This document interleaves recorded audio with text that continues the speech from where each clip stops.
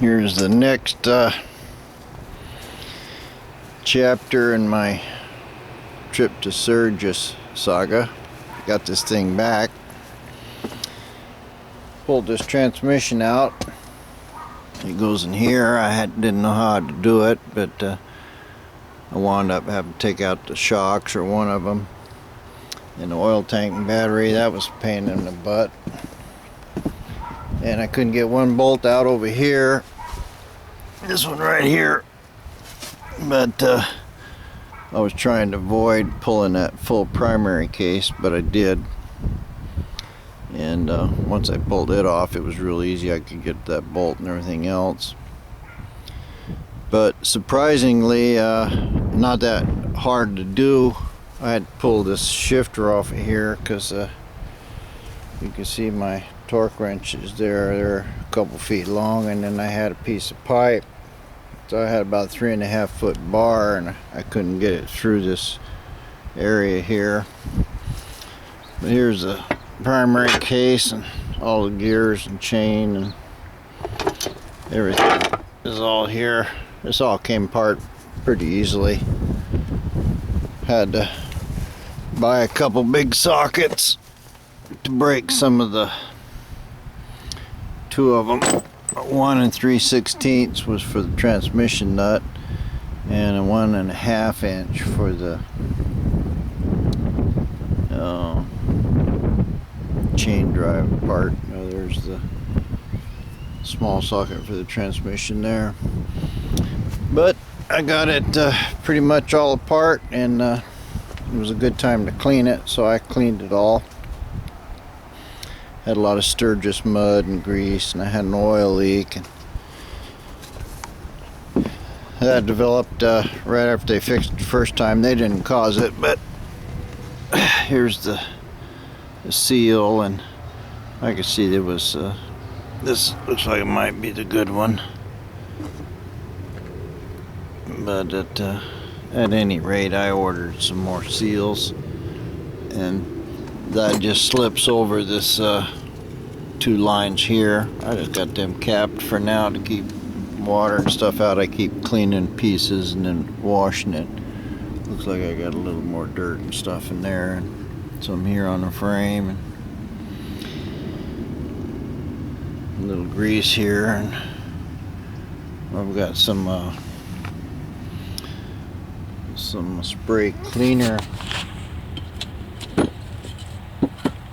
not just degreaser, brake cleaner, that'll clear all that out. I never going to see it because it's behind the exhaust pipe and under the transmission, but it's a good opportunity to clean it now while I'm in here. This wasn't that bad. The oil tank and the battery box, that's got a kind of a strange sequence. It's got to be taken apart in and put back together in, and I just laid it over here on the side. I couldn't see any sense in taking all them hoses loose. You got these Harley clamps that you're supposed to cut them off and clamp new ones on, and this one here looks like it's leaking a little bit. Anyway, so this is a 1992 Softail. This transmission came out of it. It's broke a shifter spring, and it started grinding. When they replaced the shifter spring, they had it apart a couple times, put a couple gears in it. Couldn't find out what was wrong, gave it back to me. I don't know if you can really hear it when I turn it. Let's see here.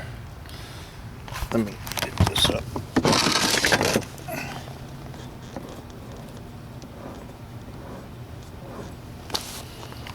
Yeah, when you turn it this way, no noise. But hear that clunk in there?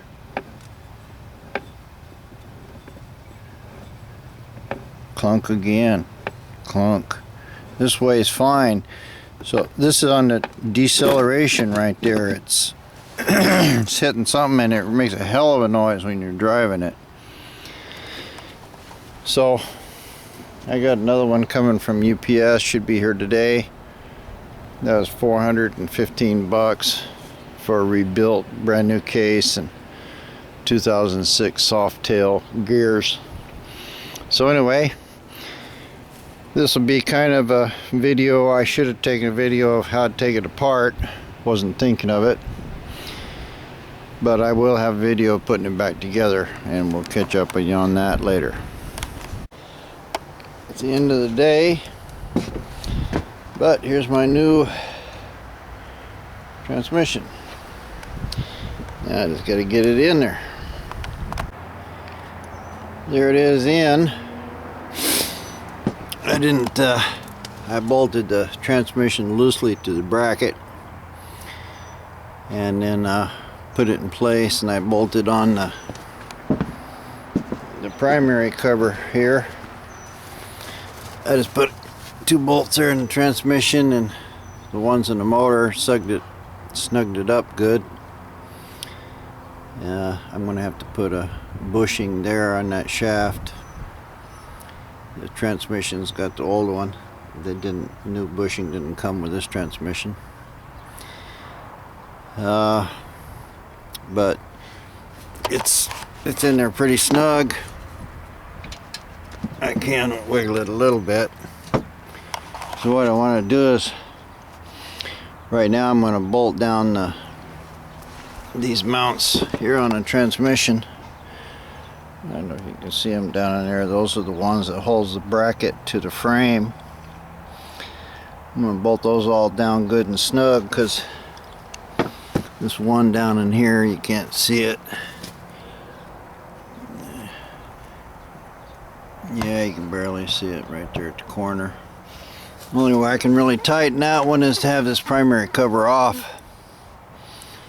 So that's what I'll do. I'll bolt those good and tight down on the other side there. Then I'll pull this primary back off, tighten this last one. Then I can start assembling this thing. I don't know what difference it makes, but I think I shouldn't have the transmission and everything all bolted down solid until I got this case and everything, so it'll kind of take up any slack or whatever. Don't really know how to do it. I'm just using common sense. Make this aluminum part first, hold the transmission in place, then I'll bolt the mount down. I'll go ahead and reassemble everything, and then I'll go to the bottom and tighten up the 5 bolts on the bottom. So far so good. I got my 4 bolts holding the transmission in, or holding the plate in. I still got the 5 on the bottom to do. This sending unit here is a little different. It's a single pole.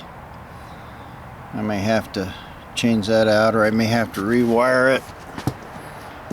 I imagine I'll probably have to rewire it. But I got the primary cover on. I cleaned it up real good, and gasket surface and everything, and it went on very smoothly. I'm missing a bolt here. Well, 1, 2, 3 bolts. Wait a minute, here they are right here. Just didn't look far enough. I put those bolts in, and I should be done with this primary cover. Oh, good morning. This is the day after. I didn't really take much video of putting this thing back together, but the transmission went in easily. I've got these main bolts back here. That's the plate that the transmission is bolted to. It's all torqued up. I can easily get to the 5 nuts here on the bottom with the shocks off. I got to loosen this up and then tighten it down again. Because I put the primary cover on. This is all done. I still have to put oil in it, and put my shifter and foot peg and stuff back on. The oil tank was the hard part. It just takes patience, but there's a down in the bottom under there, there's a plate that needs to come out, 4 little bolts. Then the battery comes out, then the tank comes out. So that all went back together real good. Shipped it through all the gears, everything works fine. I pulled my cable out of here and put it in the new RevTech case. It looks much better than that black one, even though it is still just a 5-speed. There's the cover to the old one. So basically, and then my oil lines, I still have to get a seal for that. I ordered 2 of them. I don't know when they'll come. I may have to try to buy another one. And of course I have the 2 shocks to put back on in the bottom. And that's it. Probably an hour's work, or at most 2, away from being able to test ride it. If I had the oil and that seal, no problem. It's amazing. It's went back together a lot easier than I thought, especially for my first time. Once you know the technique, it's no problem at all to pull that battery and tank and everything out of there. I rerouted my wires a little bit here, made them more accessible and straighter, and kicked it over with a starter, and it pumps good. I mean, turns over real well, no grinding or anything in the starter. So I'm pretty much done now. Just kind of put the rest of it together and put some fluids in it. Try to get it back through this little hole here again. Little steps raise up, and I'll be on the road again.